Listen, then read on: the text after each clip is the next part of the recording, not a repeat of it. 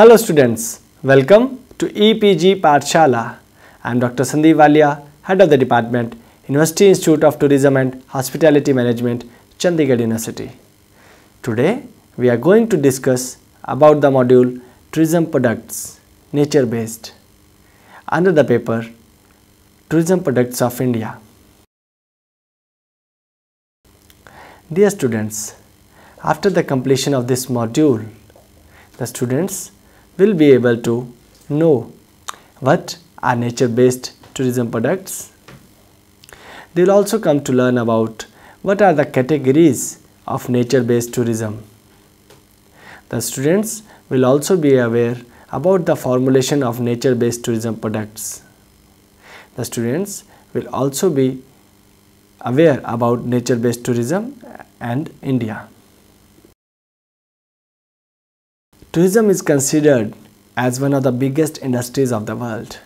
Nature and natural attractions are considered as one of the integral components of tourism.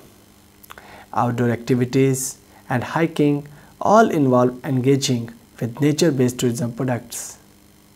Biking, fishing, photo safaris are all nature-based tourism products. It provides an added income to the rural areas. The new trends are ecotourism and sustainability for nature-based tourism products, where the main emphasis is laid on the protect these places and harness of the benefits of such tourism activities to the local people of the region. The present module shall discuss the concept of nature-based tourism, understanding of nature-based tourism, various categories of nature-based tourism, development and sustainability issue of nature-based tourism in the first part, and later in the second part the module will also discuss the nature-based tourism products of India. Let us first discuss that who is a nature-based visitor or a tourist. A nature-based visitor or a tourist can be both a domestic and an international visitor or tourist who is an active participant in the following activities, which are as mentioned here: visited wildlife parks, zoos, etc., visited botanical gardens of any other public green area, wilderness visit, bushwalking, rainforest walk, safaris, whale dolphin watching, biosphere or national park reserved forest visit, any adventure sport involving natural area, etc. Let us now understand nature-based tourism.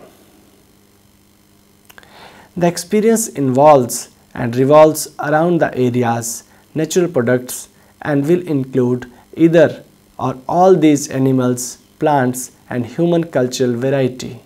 Certain principles that have to be included and made a part of plan are geographic and historical education, resource use with sustainability, zero environmental degradation, adding to the region's sustainable development, respectful of local societal and cultural norms, and merging it with health, business and tourism.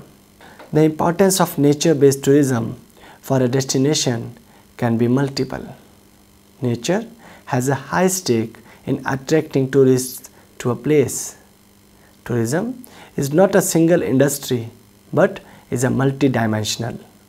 Often the studies have focuses considering nature tourism with tourism activities done in nature areas, where the players are visitors and their experiences in a nature-based environment or of nature itself.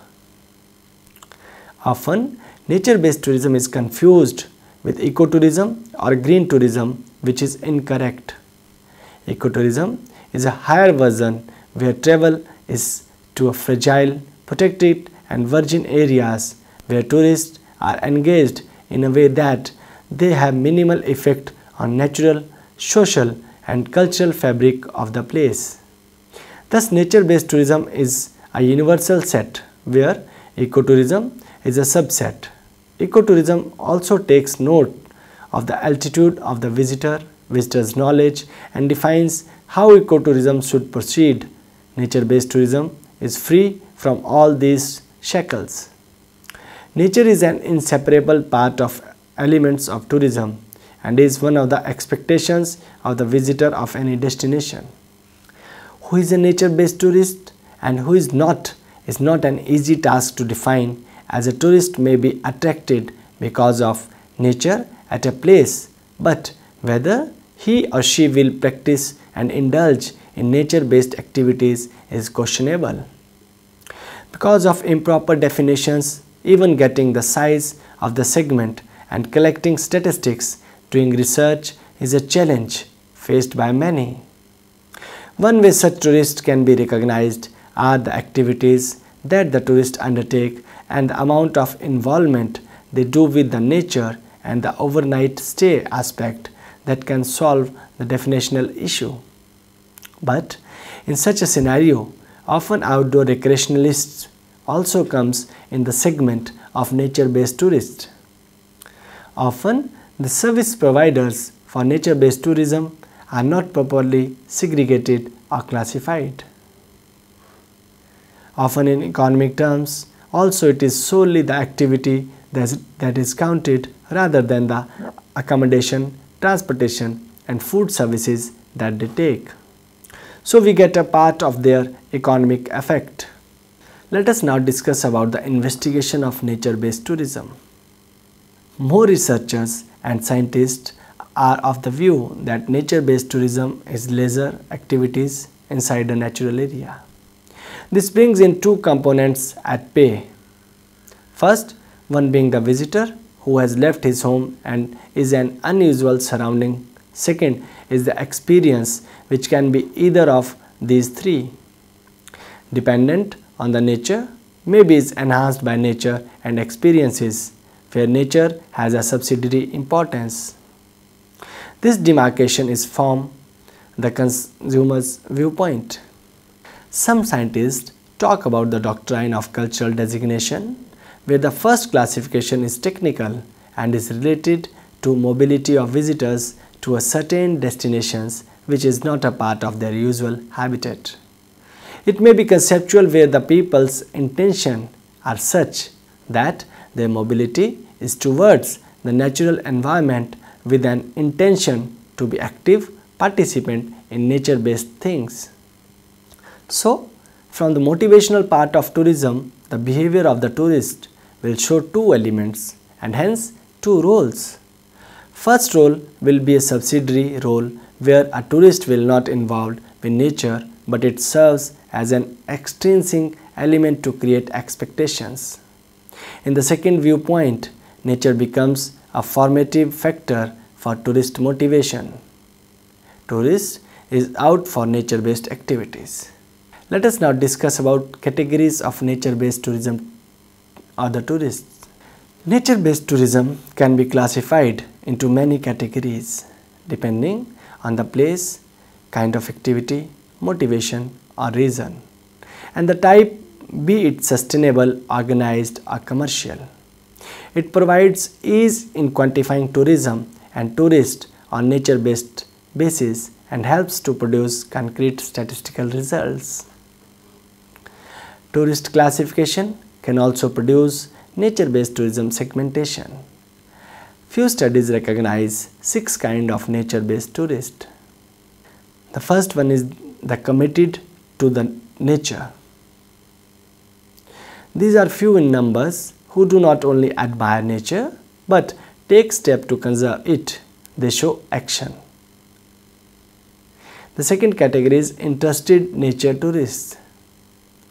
Such tourists show a concern and an interest in nature tourism but lack a deep commitment towards the nature-based tourism. The third one is the casual nature tourist. These are the tourists who are combining a vacation with a visit to the nature-based areas. Their primary motive is to visit their preferred destination, but they also plans and visit the nature-based tourism destination of the nearby to their selected destinations. Then the next one is the nature tourists.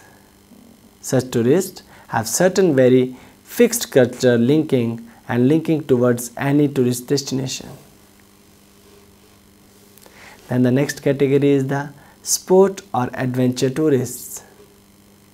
Such type of tourists is interested in sports or involving in adventure related sports of tourism activities in natural areas.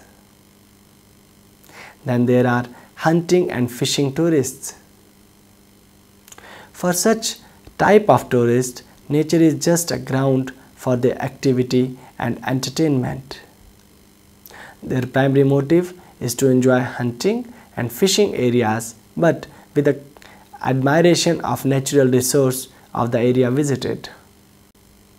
Then the next one is the demands for nature-based tourism. Nature-based tourism, in its broadest of meanings, is a part of ever-growing tourism industry. The quest of tourists for something new and not experienced before is what is giving rise to such a phenomenon. The understanding of the human role in global degradation and destruction is much clearer than before, thanks to all the researches that have been done and studies undertaken. The consumers too have awakened, and so does tourists, and have started asking for sustainable substitutes and sustainable products. Alternative tourism, which is a shift from mass tourism or an escape from mass tourism, is a result of this new consumer awakening in the tourism industry. The tourists will now like small-scale tourism and will move in smaller groups. The tourist will avoid more crowded and busier tourist centers. The tourists tend to skip mass organized events and trips. They would seek more original, authentic and more localized experiences and interactions. Nature-based tourism in many ways provide a good option to alternative tourism seekers. Such experiences are more readily available in countryside and rural environment and have less of tourism development. Yet, sacrificing the amenities and services for tourism is not easy. Thus, nature-based tourism is a global industry with economic and social importance, but both at local and global regions. Thus, nature-based tourism talks about the tourist experience and activities in nature while visiting the natural areas. Let us discuss about the cultural aspect. Nature-based tourism does not involve shunning out of people. It includes culture as an inseparable part of culture. It respects people's viewpoint and the interactions with them. Cultural tourism actually can exist with natural tourism and can even support or complement it. Cultures are not only objects but also way of life. Culture is both traditional and creative, and it has both ordinary and common meaning and unique individual meanings. Natural tourism is interested with ordinary common meaning, that is, way of life. This has given way to broadcast classification, nature-based attractions and cultural attractions. These both can be written under one head, which is recreational tourism. There is interdependence between cultural and natural tourism. Example can be ice fishing safaris.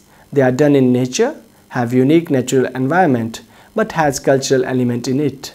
The three elements are important for tourist attraction: the environment to observe, activities to participate, and experience to remember. If environment here is nature, then activities and experiences can be cultural too, proving the complementing relationship between the two. Rather, a cultural element enhances the nature-based tourism experience. Let us now discuss about the development of nature-based product. Products can be services too, and especially this is true in the case of tourism. There has to be an element of differentiation to position a product. Be it service product in the market, it is not about high quality of a product, but one need a good story behind the product too. This story should generate tourist involvement, deep connection, and should move the tourists. The 6 A's of products have to be remembered. The first one is attractions, the scenic beauty and the natural landscapes of the destination. The second one is accessibility, that means transport to and inside to the destination. The third one is the activities, tourists is out to do it at the destination visited. Then the fourth one is the amenities, these are services including accommodation, food, etc. Then the next one is available packages, that means the bundling of various services all together to make a single product. Then the next one is ancillary services, that means the routine services not related to the tourism. These have to be built and a story has to be created behind it. It should be services and much beyond it. Creating stories and enhancing the appeal of the product is a tough balance. Kotler's model presents the 5 stages and how higher customer value can be attained. First is the core benefit, is the service which the customer is buying, for example, snowmobile safari. The second stage is the core benefits transformed into basic product, for example, renting of snowmobile and the guide services. Then there is third is the expected product. The features and characteristics that a tourist expects from a product are a modern snowmobile, polite guide and a fun ride. The fourth is the augmented product. It should create a wow effect and exceed the expectations of the customer. It tells the story behind the product and additional values. The fifth step is the potential product, all the augmentations and transformations a product may face in the coming times. Novel ways for product distinguishment and customer satisfaction are searched. Product development is an ongoing phenomenon and cannot be done in isolation.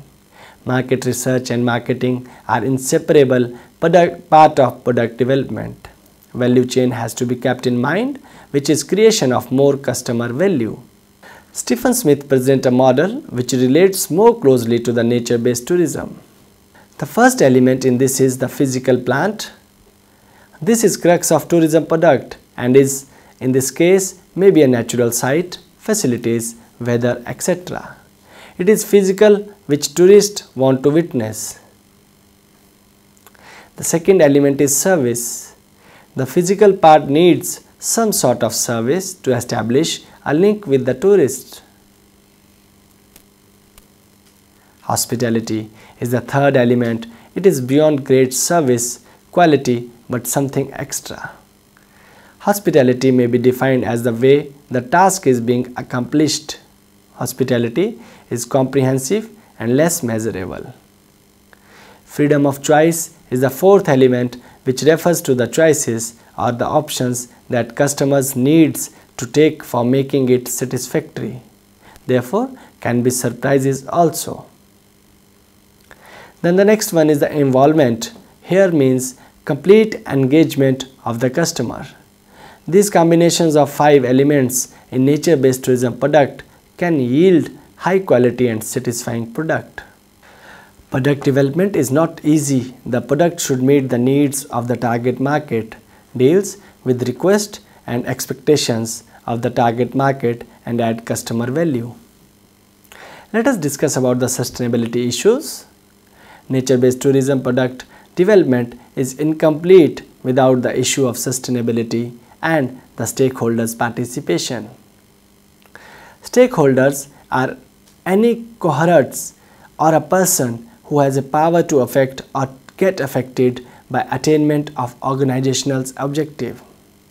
Stakeholder and sustainability are related in the sense that sustainability is the responsible attitude towards stakeholders, the environment and the economy. Responsibilities can be of variety like legal, ethical and economic. There can be multiple stakeholders where emphasis has to be on communication, interaction, win-win solution finding processes, equity and equitable representation of stakeholders. Sustainability may look like wastage of time, but communicating with stakeholders for day-to-day operations and developments to create a strong base results in environmental preservation and avoidance of negative attitude from different quarters. Overall, it creates benefits. Let us discuss about the nature tourism products in India. Nature and wildlife makes India stands at the 10th position as a mega biodiversity country in the globe because of large variety of flora and fauna that exist. Its number is 4th in Asia. The Indian soil, land, climate conditions, rainfall, temperatures and different seasons support the growth of natural areas. Southwest monsoons and also retreating monsoon elongate the rainy season. Approximately 22% of India's total area is covered by the evergreen forest, which result in 2% of the global forest cover. India has a variety in terms of vegetation and can be demarcated as tropical rainforest, tropical deciduous forest, tropical thorn forest and shrubs, mountain forest, mangrove forests and tropical rainforest. There are commercial and non-commercial trees growing in these regions. This abundance of food and cover help wildlife to grow like elephants, lemurs, one-horned rhinoceros, deers, wild boars, etc. The government is also ensuring steps to conserve this. There are 14 defined biosphere reserves in the country. Botanical gardens are founded since the year 1992. There are various projects like Project Tiger, Project Rhino, etc. being run time to time.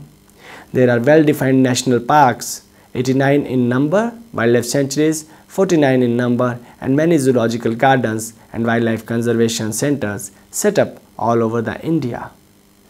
The Indian natural tourism products have a variety of natural resources such as areas, climates, landscape, and natural environment. These attract tourism to India.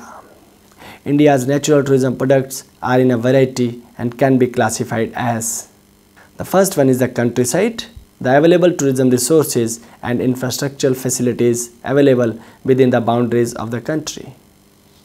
Then the second one is climate, temperature, sunny days, snowfall and rains. Then the third one is the natural beauty, which means mountains, hills, deserts, gorges, backwaters, terrains, etc. Then there is water, that means lakes, rivers, ponds, springs, waterfalls, sea and oceans. The next one is the flora and fauna, wildlife of the country, beaches, rocky, sand, white sand, etc. Then there are islands like Lakshadweep, Andaman, Nicobar, etc. Spas facilities and specialties available in the country. Scenic attractions means the natural landscapes, pleasing weather and natural tourism resources available in the country. Natural resources hold importance for developing tourism in the country. Ecotourism trails have been introduced to conserve resources. Lakes, rivers, sanctuaries and adventure sports points have been demarcated for touristic activities. Attached to this is the 5,000-old histories twinned with the products to provide a boost to the tourism. Indian weather variety adds to overall holiday experience. The population from the extreme climate areas of the globe moves from one country to another. Having winter warmth, winter sunshine is also nature's benevolence. India has many upland cool areas which have been developed by the Britishers as hill stations. The mountains, especially the mighty Himalayas, Vindhyas, Satpuras and many more etc. were the first priority destinations of the Britishers to enjoy their free time and spend the same for their leisure and pleasure activities. Canyons, coral reefs, cliffs, peaks, all are attractions. Waterforms like canyons, geysers, lakes, waterfalls and backwaters of Kerala tourist and provide recreational facilities. The forest of northeastern states along with their wildlife attracts all. Trekking, rock climbing, windsurfing, scuba diving, mountaineering, canoeing and kayaking are sports that needs nature, and India has abundance of places for its practice. Kerala, with its scenery, greenery, offers Ayurvedic resorts and spas. Rishikesh, Haridwar, etc. have become hub for spiritual and holistic retreats combining nature and wellness. Islands are full of flora and fauna. Thus, islands are an ideal gateway for adventure, nature, and cultural lovers. The topography of islands is all-encompassing and provides exotic flora and fauna as an add-on. Dear students, let us now summarize what we have discussed. Nature-based tourism has been under study for a long time, and now the researchers are further focusing on the subject. It was assumed earlier that all activities take place in natural landscape from a part of nature-based tourism. It was experience and the visitor, the two components that define nature tourism. This kind of tourism is seeing a massive growth, but in nature too social, cultural and economic parameters do have their share of play. These perspectives cannot be ignored, or else it will be partial view of the whole phenomenon. The role of culture and its merging in nature-based tourism enhances the overall experience and provides a value chain to the tourism experience. The product in itself of nature tourism is not a single wholesome entity rather than a multidimensionalism attached to it. There are multiple correlated products that form an experience. Thus, each element of the product has to be kept in mind while creating an offer for the nature-based tourists. And with these words, I sum up this module. Thank you.